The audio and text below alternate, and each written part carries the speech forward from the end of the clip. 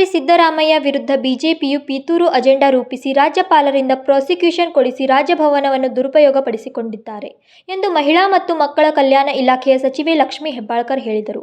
ಶನಿವಾರ ಬೆಳಗಾವಿಯ ಕುವೆಂಪು ನಗರದಲ್ಲಿ ಸುದ್ದಿಗಾರರೊಂದಿಗೆ ಮಾತನಾಡಿದರು. ಇದು ರಾಜಕೀಯ ಪಿತೂರು ಅಜೆಂಡಾವಾಗಿದೆ. ಸಿದ್ದರಾಮಯ್ಯ ಸಾಹೇಬರು ರಾಜೀನಾಮೆ ಕೊಡುವ ಪ್ರಮೇಯ ಇಲ್ಲ. ಈಗಾಗಲೇ ನಿವೃತ್ತ ನ್ಯಾಯಾಧೀಶರ ನೇತೃತ್ವದಲ್ಲಿ ತನಿಖೆ ನಡೆಯುತ್ತಿದೆ. ಇನ್ನೂ ರಿಸಲ್ಟ್ ಬಂದಿಲ್ಲ. ಅಷ್ಟರಲ್ಲಿ ಇದನ್ನು ದುರುಪಯೋಗ ಮಾಡುತ್ತಿದ್ದಾರೆ ಎಂದರು. ಅನುಮತಿ ಕೊಡಬೇಕಂತೇಳಿ ಅಬ್ರಾಹಿಂ ಒಂದು ರಾಜ್ಯಪಾಲರು ದೂರು ಕೊಟ್ಟಿದ್ರು. ಆ ದೂರನ ಆಧರಿಸಿ ರಾಜ್ಯಪಾಲರು ಅನುಮತಿ ಕೊಟ್ಟಿದ್ದಾರೆ. ಸಿದ್ದರಾಮಯ್ಯನವರು ರಾಜೀನಾಮೆ ಕೊಡ್ತಾರಾ ಅಥವಾ ಹೇಗೆ? ನೀವು ಯಾವುದೇ ಕಾರಣಕ್ಕೂ ಇದು ಒಂದು ರಾಜಕೀಯ ಪಿತೂರಿ ಇದೆ, ರಾಜಕೀಯ ಅಜೆಂಡಾ ಇದೆ. ಸೊ ನಾವು ಯಾವುದೇ ಕಾರಣಕ್ಕೂ ಸಿದ್ದರಾಮಯ್ಯ ಸಾಹೇಬರು ರಾಜೀನಾಮೆ ಕೊಡುವಂಥ ಪ್ರಮೇಯ ಇಲ್ಲ, ಅವರು ಕೊಡೋದೂ ಇಲ್ಲ. ರಾಜಕೀಯವಾಗಿ ಅವರು ಪಿತೂರಿ ನಡೆಸಿದ್ದಾರೆ, ರಾಜಕೀಯವಾಗಿ ನಾವು ಉತ್ತರವನ್ನು ಕೊಡ್ತೀವಿ. ಏನೋ ಮುಂದಿನ ದಿನಗಳಲ್ಲಿ ಅವರು CBI ಅವ್ರನ್ನೇನು ಅರೆಸ್ಟ್ ಮಾಡಿದರೆ ಅಂತಂದರೆ ಅವಾಗಾದರೂ ರಾಜೀನಾಮೆ ಕೊಡಲೇಬೇಕಾಗತ್ತಲ್ಲ, ಅವಾಗೇನು ನೋಡಿ ಊಹಾಪೋಹಗಳು, ಮುಂದೆ ಹಿಂಗಾಗುತ್ತೆ ನಾಳೆ ಹಾಗಾಗುತ್ತೆ, ನಾನು ಅದ್ರ ಬಗ್ಗೆ ಮಾತನಾಡೋದಿಲ್ಲ. ಒಂದೇ ಮಾತನ್ನು ಹೇಳ್ತೀನಿ, ಇವತ್ತು ರಾಜ್ಯಪಾಲರ ಕುರ್ಚಿ ಆಗಿರ್ಬೋದು, ರಾಜ್ಯಪಾಲರನ್ನಾಗಿರ್ಬೋದು, ಈ ರೀತಿ BJPಯೇತರ ಪಕ್ಷಗಳ ಯಾವುದೇ ಸರ್ಕಾರ ದೇಶದಲ್ಲಿ ಬಂದರೆ ಈ ರೀತಿ ಕಾಡಿಸ್ತಾ ಇರೋದು ಸರ್ವೇ ಸಾಮಾನ್ಯ ಆಗಿದೆ. ಈಗಾಗಲೇ ನಾನು ಮುಂಚೆನೇ ಹೇಳಿದ ಹಾಗೆ ಈಗಾಗಲೇ ಒಂದು ತನಿಖೆ ನಡೀತಾ ಇದೆ. ಏನು ನಿವೃತ್ತ ನ್ಯಾಯಾಧೀಶರ ಒಂದು ಲೀಡರ್ಶಿಪ್ನಲ್ಲಿ ಒಂದು ತನಿಖೆ ನಡೀತಾ ಇದೆ.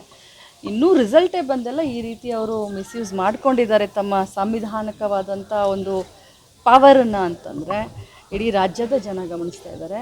ಒಕ್ಕೋಡ್ಲಿಂದ ಕಾಂಗ್ರೆಸ್ ಪಕ್ಷದ ಎಲ್ಲ ಶಾಸಕರು, ಎಲ್ಲ ಮಂತ್ರಿಗಳು ಇವತ್ತು ಮಾನ್ಯ ಮುಖ್ಯಮಂತ್ರಿಗಳ ಬೆನ್ನಿಗೆ ನಿಂತಿದ್ದೀವಿ. ಅವ್ರು ರಾಜಕೀಯವಾಗಿ ಪಿತೂರಿ ನಡೆಸಿದರೆ ನಾವು ರಾಜಕೀಯವಾಗಿ ಉತ್ತರ ಕೊಡ್ತೀವಿ. ಕಾನೂನಾತ್ಮಕವಾಗಿ ಹೋರಾಟ ಮಾಡ್ತೀವಿ. ಖಂಡಿತವಾಗ್ಲೂ ಕಾನೂನಾತ್ಮಕವಾಗಿ ಹೋರಾಟ ಮಾಡ್ತೀವಿ. ಹಂಸರಾಜ್ ಬರ್ದೋಜಿ ಅವರು ರಾಜ್ಯಪಾಲರಾಗಿದ್ದರು, ಅವತ್ತು ಯಡಿಯೂರಪ್ಪ ಮುಖ್ಯಮಂತ್ರಿ ಆಗಿದ್ದರು. ಅದು ಅವಾಗೂ ಇದೇ ತನಕ ಸಮಸ್ಯೆ ಬಂದಿತ್ತು.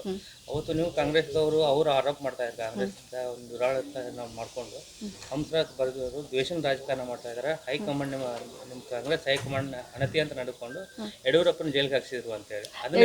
ಯಡಿಯೂರಪ್ಪ ಸಾಹೇಬರು ಅವ್ರ ಮೇಲೆ ಕೇಸ್ ಯಾರು ಹಾಕಿದ್ರು? ಕೇಸ್ ಯಾರು ಹಾಕಿದ್ರು? ಸರ್ಕಾರ ಯಾರ್ದಿತ್ತು? ಸರ್ಕಾರ ಯಾರ್ದಿತ್ತು ಅವಾಗ? ಮತ್ತೆ ನೀವ್ ಹೆಂಗೆ ಕಾಂಗ್ರೆಸ್ ಮೇಲೆ ಆರೋಪ ಮಾಡ್ತೀರಾ? ಅಲ್ಲ ನೀವಂದ್ರೆ ನಾನು BJP ಅವ್ರಿಗೆ ಹೇಳ್ತೀನಿ, BJP ಅವರನ್ನೇ ಯಡಿಯೂರಪ್ಪ ಸಾಹೇಬ್ರು ಬೆನ್ನಿಗೆ ಚೂರಿ ಹಾಕಿದ್ದಾರೆ. ಒಮ್ಮೆ ಅಲ್ಲ ಮೂರು ಬರೆ ಚೂರಿ ಹಾಕಿದ್ದಾರೆ. BJP ಅವರನ್ನೇ ಯಡಿಯೂರಪ್ಪ ಸಾಹೇಬ್ರನ್ನ ಜೈಲಿಗೆ ಕಳಿಸಿದ್ದಾರೆ. ತಮ್ಮ ಸರ್ಕಾರದಲ್ಲಿನೇ ತಮ್ಮ ಮುಖ್ಯಮಂತ್ರಿನೇ ಜೈಲಿಗೆ ಕಳಿಸಿದಂಥವ್ರು ಇವರು. ದ್ವೇಷದ ರಾಜಕಾರಣ ಇವರು ಪಕ್ಷದ ಒಳಗಡೆ ಮಾಡುವಂಥವ್ರು. ಈಗ ಆ ಒಂದು ಉದಾಹರಣೆಯನ್ನು ನಮಗೆ ಕೊಟ್ಟರೆ ನಮಗೆ ಗೊತ್ತಿದೆ. ಒಂದು ಮಾತನ್ನು ಹೇಳಲಿಕ್ಕೆ ಬಯಸ್ತೀನಿ ಬಂಧುಗಳೇ, ಕಾಂಗ್ರೆಸ್ ಪಕ್ಷ ಶಿಸ್ತಿನ ಪಕ್ಷ.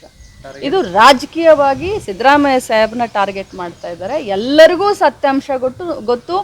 ಮಾಧ್ಯಮದ ನನ್ನೆಲ್ಲ ಸಹೋದರರು ನಿಮ್ಮನ್ನೆಲ್ಲರನ್ನೂ ಸೇರಿಸಿನೂ ಕೂಡ ಮಾನ್ಯ ಮುಖ್ಯಮಂತ್ರಿಗಳು ಯಾವ ರೀತಿ ಇದ್ದಾರೆ, 40 ವರ್ಷದ ಅವರ ಈ ಒಂದು ರಾಜಕೀಯ ಜೀವನದಲ್ಲಿ ಒಂದು ಕಪ್ಪು ಚುಕ್ಕಿ ಇಲ್ಲದಂಥ ಆಡಳಿತವನ್ನು ಕೊಟ್ಟಂಥವರು ಸಿದ್ದರಾಮಯ್ಯ ಸಾಹೇಬರು. ಇವತ್ತು ಅವರ ಮುಖಕ್ಕೆ ಮಸಿಯನ್ನು ಬೆಳಲಿಕ್ಕೆ ಹೊರಟಿದ್ದಾರೆ ಅಂತಂದರೆ ಮೊದಲು ಅವ್ರ ಕೈಗೆ ಮಸಿ ಹತ್ತಿದೆ.